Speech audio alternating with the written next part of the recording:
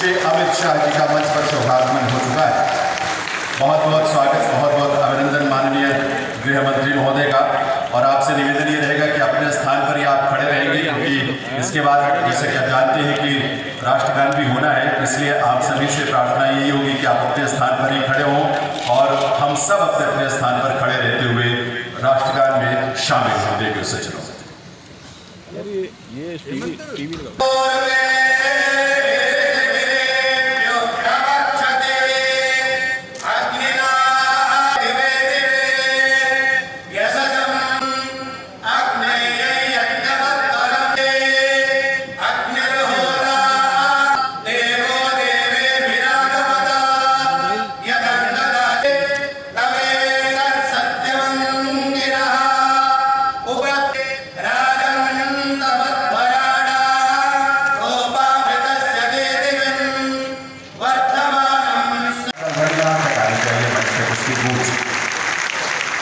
बहुत बहुत स्वागत है इस मंच पर माननीय गवर्नर का बहुत बहुत अभिनंदन, बहुत बहुत स्वागत। कर्तव्य बने आपकी तालियों के साथ देवी सिंह आइए प्रेरणा के रूप में आज उपस्थित है। आपके कर्तव्य के साथ डॉक्टर हनुमान पवार आपकी शुभकामनाओं की गूंज मंच तक जरूर आनी चाहिए। आभार माननीय के लिए। और इसमें हिंदी की केंद्रीय भूमिका अन्य भारतीय भाषाओं के साथ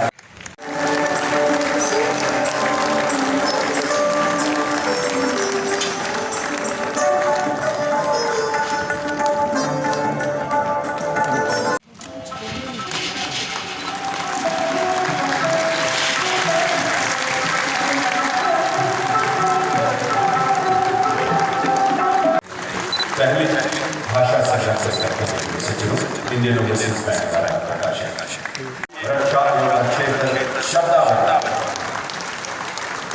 हिंदी को भाषा के सेंटेंस और एपिसोड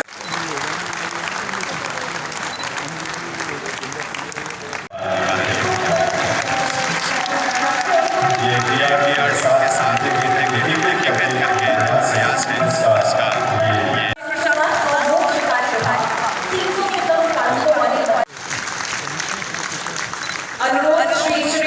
हिंदी की पहचान और बढ़ाने के लिए मंच के माध्यम अनुरोध लगातार प्रयासों आपका भी आभार। सम्मान बढ़ाने और आप इसी ऊंचे हौसले के साथ वो तमाम माननीय लगातार प्रयास बहुत हमलों से सम्मान निश्चित तौर पर भाषा का ही हर एक आशा इस आशा को पूर्ण करते आप सभी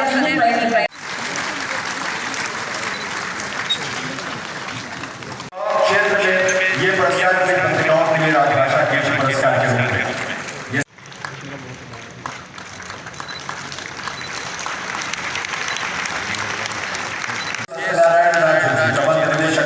कार्यकारी अधिकारी और अब राजेश प्रताप सिंह जी को इसके बाद में आमंत्रित करूंगा। नक्सलवाद आकाश कुसुम और इस पे नक्सलवाद आकाश कुसुम पहला पुरस्कार आपके कर्तव्य तालियों की आवाज यहाँ तक जरूर आनी चाहिए। चौथी पंक्ति शीर्षक पर आपकी प्रतिक्रिया चाहता हूं पूरे सदन की। ये कवि की आदत है कब सम्मेलन की, वरना आज इतनी विशिष्ट सभा में कहने की आवश्यकता नहीं। पैरों में अंगारे बांधे, सीने में तूफान भरे, आंखों में दो सागर आजे, कई हिमालय शीश धरे। मैं धरती के आंसू का संतरास नहीं तो क्या गाऊं, मैं धरती के आंसू का संतरास नहीं तो क्या गाऊं, खूनी तालिबानों का इतिहास नहीं तो क्या गाऊं।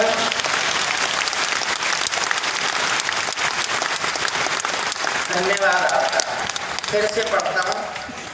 पैरों में अंगारे बांधे, सीने में तूफान भरे, आंखों में दो सागर आजे, कई हिमालय शीश धरे। मैं धरती के आंसू का संतोष नहीं तो क्या गाऊं, खूनी तालिबानों का इतिहास नहीं तो क्या गाऊं। आगामी तूफानों का आभास नहीं तो क्या गाऊं, आगामी तूफानों का आभास नहीं तो क्या गाऊं। दुनिया के दादाओं का उपहास नहीं तो क्या गाऊं, दुनिया के दादाओं का उपहास नहीं तो क्या गाऊं। नई सदी परमाणु बम के कहने पहने बैठी है, नई सदी परमाणु बम के गहने पहने बैठी है, घायल धरती माँ अंबर से पीड़ा कहने बैठी है, पुरवैया बम बंदूकों का जहर उगलते देखी है, विस्फोटों की गर्म हवा से नदी उबलते देखी है, नदी समंदर पर्वत घाटी झरने सब बेनूर मिले, कुदरत की सुंदरता के आभूषण चकनाचूर मिले, कुदरत की सुंदरता के आभूषण चकनाचूर मिले। नाले गाने वाला चारण हूँ, धरती पर मानवता के अधिकारों का उच्चारण हूँ, अंधियारों में शब्द किरण का उजियारा गाता हूँ मैं, धरती से आतंकवाद का निपटारा गाता हूँ मैं। मेरी कलम कामना गाती है जग की खुशहाली की, लेकिन दिल में आग भरी है जनता की बदहाली की। कितना अधोपतन देखूंगा सत्ता के व्याकरणों में, गांधी लिंकन बुद्ध पड़े हैं चरमपंथ के चरणों में। और एक पंक्ति पर समर्थन चाहता हूँ पूरे सदन का, तुझे अच्छा लगेगा। कितना अधोपतन देखूंगा सत्ता के व्याकरणों में, गांधी लिंकन बुद्ध पड़े हैं चरमपंथ के चरणों में। मुझको ये पूरी दुनिया लाचार दिखाई देती है, मुझको ये पूरी दुनिया लाचार दिखाई देती है, चीर हरण के चौसर का दरबार दिखाई देती है, चीर हरण के चौसर। मैं सूरज के साम्राज्य से आंख मिलाने वाला। मैं बनारस गया तो मेरा दोस्त प्रोफेसर था, उसने कह दिया हरिओम कुमार अब तो बूढ़ा हो गया। तो मेरे मुंह से एक वाक्य निकला कि जब सूरज शाम को ढलता है ना, उस समय भी उसका नाम सूरज ही होता है। मेरा साथ है ना, मैं सूरज के साम्राज्य से आंख मिलाने वाला हूँ, दुनिया के हर ताजा का मैं ताज हिलाने वाला हूँ। आसमान की नाली मेरे शब्दों की चिंगारी है, मेरी पूरी दुनिया से टकराने की तैयारी है। मैं शब्दों की क्रांति ज्वाल हूँ, वर्तमान को गाऊंगा, जिस दिन मेरी आग बुझेगी मैं उस दिन मर जाऊंगा। कर रखा है दिल्ली के सिंहासन पर फिर शेर बिठा कर रखा है, भारत की संसद ने कसमें खा खा कर स्वीकारा है, पाकिस्तानी कब्जे वाला सब कश्मीर हमारा है, दिल्ली के सिंहासन से ये निर्णय जाने वाला है, पाकिस्तानी कब्जे वाला वापस आने वाला है। और आज इस विशाल सभागार में एक भी सीट खाली नहीं है। इस तरह से उपस्थित सभी हिंदी प्रेमियों को मेरा नमस्कार। सबसे पहले इस भव्य और भारतीय संस्कृति के प्रतीक ऐसे भारत मंडपों में मैं हिंदी दिवस समारोह में आप सभी का हृदयपूर्वक स्वागत करता हूं। आज का दिन हीरक जयंती का दिन है। 75 साल से हम एक यात्रा लेकर निकले हैं कि हिंदी को राजभाषा के रूप में स्वीकार कर हिंदी के माध्यम से देश की सारी स्थानीय भाषाओं को जोड़कर अपने संस्कार, अपनी संस्कृति, अपनी भाषाएं, अपना साहित्य, अपनी कला और अपने व्याकरण को भी संरक्षित और संवर्धित करने का संकल्प लेकर आप निकले हैं। ये 75 साल की यात्रा मुझे लगता है कि अब अपने उद्देश्यों को प्राप्त करने की अंतिम पड़ाव पर खड़ी है। इसलिए मैं आप सभी को बहुत बहुत बधाई देना चाहता हूं। आज का दिन हिंदी को संपर्क भाषा, जन भाषा, तकनीक की भाषा और अब अंतर्राष्ट्रीय भाषा बनाने के संकल्प का दिन है। मैं आज इस मंच से देश और दुनिया में रहने वाले सभी हिंदी भाषी भाइयों बहनों और अन्य भाषा बोलने वाले मेरे जैसे हिंदी प्रेमियों को भी बहुत बहुत शुभकामनाएं और बधाई। राजभाषा स्मारिका का लोकार्पण हुआ, स्मारक सिक्का और डाक टिकट भी लोकार्पित की गई। भारतीय भाषा अनुभाग इसका शुभारंभ किया। आज मैं आप सभी को ये बताना चाहता हूं कि जो छोटा सा बीज बोने के आप साक्षी बने हैं, आने वाले कुछ ही सालों में ये बीज वट वृक्ष बनकर हमारी भाषाओं की सुरक्षा का केंद्र है। भारतीय भाषा अनुभाग भाषा विभाग का पूरक अनुभाग बने, क्योंकि राजभाषा का प्रचार और प्रसार तब तक हो ही नहीं सकता जब तक हम हमारी सभी स्थानीय भाषाओं को मजबूत न करें और राजभाषा का इसके साथ संवाद प्रस्तावित। कई सारे लोग ऐसा प्रचार करते हैं कि हिंदी का स्थानीय भाषाओं के साथ स्पर्धा है। मैं आज इस मंच से बहुत स्पष्ट करना चाहता हूं कि हिंदी और स्थानीय भाषाओं का कभी स्पर्धा हो ही नहीं सकती है, क्योंकि हिंदी सभी स्थानीय भाषाओं की सखी है। इसमें स्पर्धा होने का सवाल नहीं। हिंदी और सभी स्थानीय भाषाएं एक प्रकार से एक दूसरे की पूरक है, और इसलिए हमने निर्णय किया है कि भारतीय भाषा अनुभाग के माध्यम से हिंदी और सभी स्थानीय भाषाओं के बीच का संबंध मजबूत कर किया जाएगा। स्पष्ट किया, कोई भी लेख, कोई भी भाषा, कोई भी साहित्य का प्रकार हिंदी में है तो इसका भावानुवाद हमारा राजभाषा अनुभाग देश की सभी भाषाओं में करेगा, और देश की सभी भाषाओं के साहित्य, लेख और भाषणों का अनुवाद स्वराज, स्वभाषा और स्वधर्म के शिवाजी महाराज के सिद्धांत पर बल देकर काम करें। और मित्रों, इसीलिए मोदी जी ने नई शिक्षा नीति में प्राथमिक शिक्षा पर बल देने का काम किया है, और प्राथमिक शिक्षा अपनी भाषा में, बच्चे की मातृभाषा में हो, ये बहुत जरूरी समझा गया है और उस पर बहुत प्रयास है। भारत की सभी भाषाओं को मजबूत करना है और राजभाषा को देश की संपर्क भाषा बनाने का दिन है, जिसके माध्यम से हम अपनी भाषाओं में भी काम कर सकते हैं। हिंदी की ये यात्रा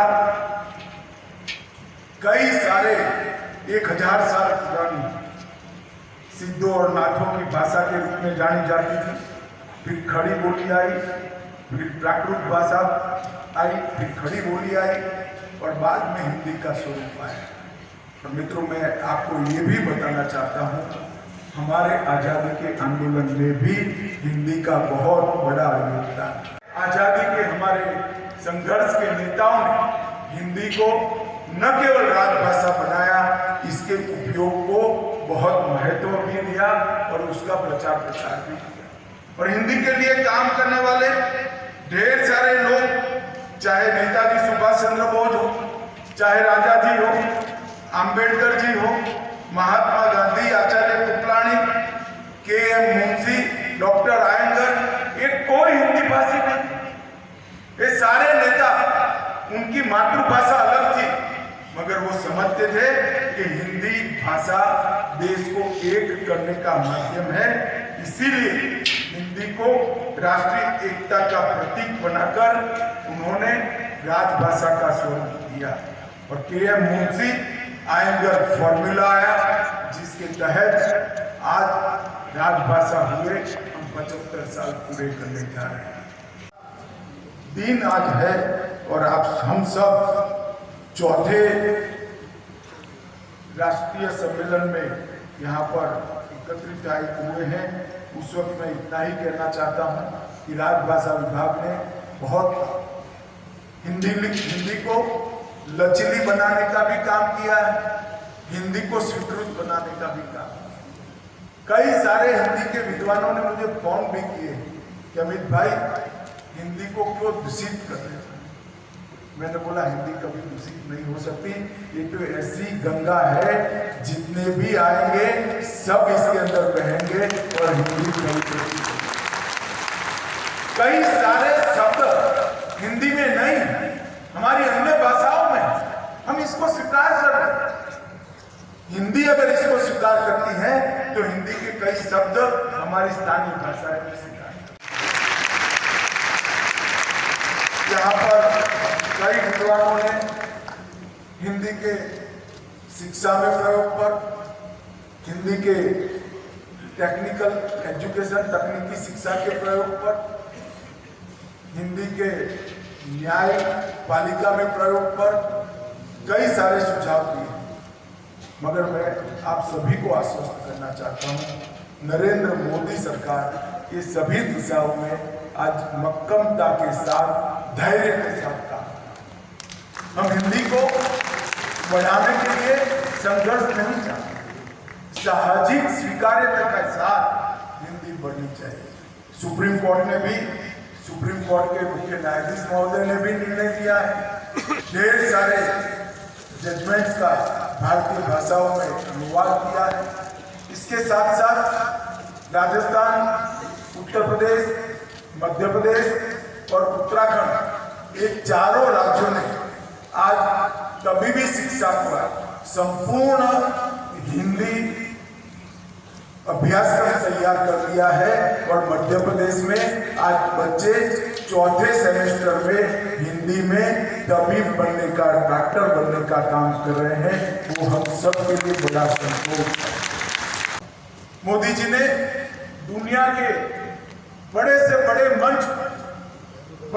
मंच पर विश्वास के साथ और गौरव के साथ पूरी दुनिया को हिंदी में संबोधित कर हिंदी की स्वीकार्यता को बढ़ाया कि हिंदी भारत की किसी भी भाषा के साथ स्पर्धा नहीं कर सकती है। भारत की भाषाएं भी हिंदी से ही मजबूत हो सकती है और हिंदी भी भारतीय भाषाओं से ही मजबूत। मैं केंद्र सरकार के सभी कर्मचारियों को भी कहना चाहता हूँ कि मेरे जैसे व्यक्ति को भी गृह मंत्रालय की सभी फाइलों को हिंदी में मुझ तक पहुँचाने में 3 साल लगे हैं। हम हिंदी के प्रयोग को आगे बढ़ाएं। मगर आज मैं संतोष के साथ कह सकता हूँ, मेरे दोनों मंत्रालय में एक भी फाइल, एक भी पत्र अंग्रेजी में नहीं होता है। अगर हम तय कर ले तो संवाद कभी नहीं। भाषा की अभिव्यक्ति और अभिव्यक्ति अपनी भाषा में कब होती, जब होती है तब मुखर कर। आने वाले दिनों में कई नए इनिशिएटिव है, मैं आज बताना नहीं चाहता, परंतु मैं इतना ही कहना चाहता हूँ कि संचार विभाग ने जो डाक टिकट जारी किया है 75 साल की हिंदी की यात्रा पर, इसलिए मैं संचार विभाग का बहुत बहुत धन्यवाद करना चाहूँगा। वित्त विभाग को भी बहुत बहुत धन्यवाद कहना चाहूँगा। जो विद्वत बच्चे यहाँ आए हैं, उन्होंने हिंदी के महत्व, हिंदी की जरूरियात और हिंदी के भविष्य पर ढेर सारे सुझाव दिए हैं। मेरे विभाग के लोगों ने इसको लिखे भी हैं। आपका ये सुझाव निश्चित रूप से हमें हिंदी को मजबूत करने में काम में आएगा। फिर से एक बार आज के दिन पर सभी हिंदी प्रेमियों को बहुत बहुत बधाई और शुभकामनाएं। हम बने रहेंगे, आज हम सबका यही संकल्प। अनुरोध करूंगी डॉक्टर मीनाक्षी जौहरी जी से, संयुक्त सचिव राजभाषा विभाग, आप